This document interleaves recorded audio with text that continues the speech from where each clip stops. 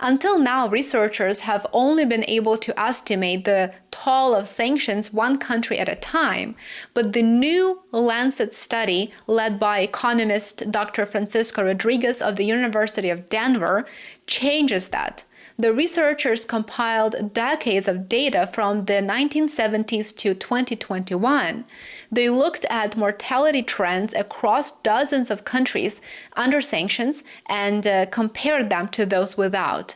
Their findings are staggering. Sanctions imposed by the United States and the European Union are associated with 38 million excess deaths over the past half-century.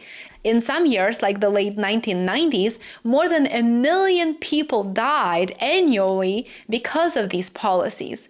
In 2021 alone, sanctions were responsible for over 800,000 deaths. That's more than all the people killed in global warfare that year alone, several times over, in fact.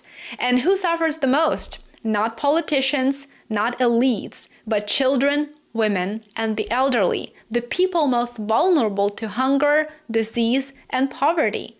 The study estimates that since 2012, more than 1 million children have died as the result of US and EU sanctions. Let's be clear, this is not collateral damage. It is often the intended effect.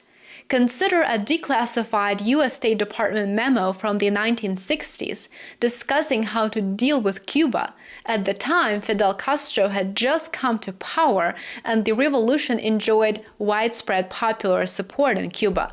The memo proposed that the US should, quote, bring about hunger, desperation, and overthrow of government by weakening Cuba's economy and cutting off resources.